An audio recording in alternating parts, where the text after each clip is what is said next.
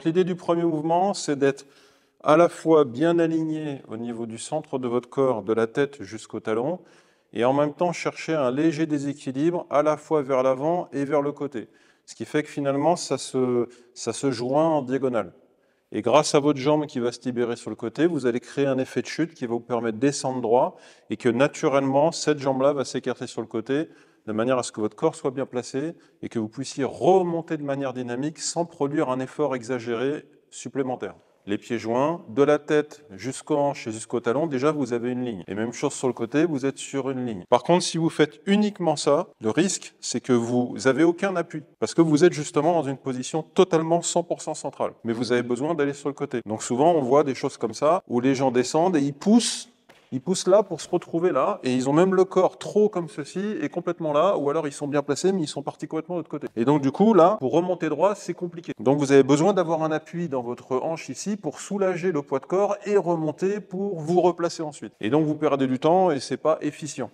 Et tout en regardant cette linéarité, vous devez chercher à la fois dans votre esprit et en sensation dans vos hanches un déséquilibre vers l'avant. C'est-à-dire que vous devez chercher à faire, j'exagère, hein, c'est pas comme ça qu'il faut faire, mais dans l'idée, c'est il faut chercher à aller vers l'avant. Et en même temps, ici, vous devez chercher à aller sur le côté, légèrement pour partir sur le côté. Et donc, quand vous faites l'association des deux, finalement, vous allez retrouver un peu en diagonale. C'est-à-dire ici, devant plus côté, vous vous retrouvez à partir par là. Alors, il ne faut pas que ça se voit, il faut vraiment le masquer. Si vous êtes en appui sur les deux jambes, finalement, vous pouvez lever celle-ci, et puis vous êtes en équilibre. Si vous êtes sur les deux jambes, vous pouvez lever celle-ci, vous réceptionnez sur l'autre votre équilibre. Quand vous placez vos mains, au moment où vous serrez vos hanches pour vous placer, plus on appuie sur celle-ci, tout en restant droit. Si je retire la jambe, j'ai envie de descendre. Donc l'idée, c'est d'être plus en appui sur l'une que l'autre. Une fois que vous avez compris ce principe, vous êtes un peu plus en appui sur une, c'est votre point fort, celle-ci, elle va servir à pousser. Quand celle-ci va se libérer, celle-ci va pousser. Vous allez descendre droit, votre pied va s'écarter, celle-ci va pousser, et puisque vous étiez en appui ici, vous allez trouver le déséquilibre. Et ça va faire que vous allez descendre tout droit. Repoussez sur le talon. Puisque votre genou étant bien placé par rapport à votre pied et votre hanche est plus forte, vous allez pouvoir monter directement pour ensuite tourner sur le talon et vous placer de face, sans faire d'effort. Et votre hanche, en fait, elle est là. Et quand vous allez vous placer, elle va juste se placer comme ça. Et vous allez revenir droit. Grâce à un mouvement simple du bassin, avec le regard de ce côté-là. Pas en bas, en haut. La main ici, elle n'est pas là-bas, elle n'est pas écartée de l'autre côté, elle n'est pas trop devant, elle est comme un chuteau hockey. Et ici, comme un Gaden Baraï. Si votre hanche est trop là-bas, et que vous faites ça, ça veut dire que vous avez trop ouvert ici. Vous êtes en train de frapper derrière vous. Ça veut dire que si je garde ici et que je me déplace, ça veut dire que votre bras, en fait, il va derrière. Vous êtes en train de faire un Gaden Baraï comme ça. Si vous êtes bien aligné par rapport au côté de votre corps, et ici vous vous placez là, là vous êtes aligné ici. Si vous vous redressez et que vous vous décalez, vous êtes là. Donc ça veut dire que vous êtes en placement Gaden Baraï, ici. Donc la descente et la remontée, elle se fait grâce à votre bassin qui doit descendre et remonter. Vous descendez droit et vous remontez droit avec votre hanche et vous vous replacez de face. Alors après le mouvement 1 et le mouvement 2, on va voir le mouvement 3 et le mouvement 4. Si vous avez bien fait chacun des premiers mouvements, votre mouvement suivant est déjà prêt dans le mouvement précédent. Puisque la hanche elle a été stoppée ici par l'appui dans le sol avec le pied, vous amenez la hanche et vous la stoppez avec le pied et ici. Lorsque vous êtes là, vous allez libérer cette jambe. Elle a envie d'aller là-bas et vous l'avez stoppée avec le pied et vous êtes resté centré. Mais vous avez un appui un peu plus important de ce côté. Et quand vous allez libérer la jambe, la rotation de hanche va continuer, et avant la fin, au moment où l'appui il arrive dans la hanche, au moment où ça pose, là, à l'appui, vous allez ouvrir de l'autre côté. Quand vous relâchez, vous fléchissez, la hanche va là-bas.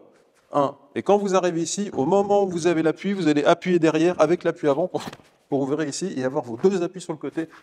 Et Gaden Baraï ici, et là, vous faites correctement le troisième mouvement. Les appuis au sol renvoient la force que vous appuyez dans le sol dans votre bassin et vous permet d'opposer votre tronc avec vos bras pour créer un effet dynamique et élastique. Soyez vigilant à ne pas vous décaler sur le côté. Vous n'allez pas décaler cette jambe en virgule, c'est-à-dire ici, partir sur le côté ou décaler vraiment sur le côté pour faire un Gedenbaraï où vous allez partir à 45 degrés comme ça sur le côté. C'est-à-dire, certes, vous n'allez peut-être pas être vraiment totalement sur une ligne, mais il faut chercher de faire un mouvement linéaire. Vous êtes plutôt, même si vous voyez, vous n'êtes pas totalement sur une ligne, vous êtes plutôt sur un axe linéaire. Vous allez dans cette direction. Donc votre blocage, il doit être dans le sens de votre effort. Vous ne devez pas bloquer à l'inverse de votre direction. Donc quand vous êtes ici et que vous avez fini avec Gedenbaraï, vous devez avoir une logique comme si vous alliez vous asseoir. Et ici, vous allez vous asseoir au milieu, bien dans l'axe. C'est cette jambe-là qui va rejoindre, parce que cette hanche-là et celle-ci vont travailler de manière à venir celle-ci serrer ici en s'ouvrant, et celle-ci va vouloir serrer cette hanche vers l'arrière. Donc le pied, il va glisser vers vous pour revenir dans l'axe. Vous êtes bien le genou correctement assis sur votre pied, parce que si vous ne le faites pas bien, ça ne peut pas marcher. Je vais vous montrer juste après pourquoi. Alors pourquoi ça ne marche pas si votre pied et votre genou sont mal placés? Si vous avez fait un Gedenbaraï comme ceci, j'exagère, au moment où vous allez vous asseoir, la ligne du tibia, elle part du talon jusqu'au genou.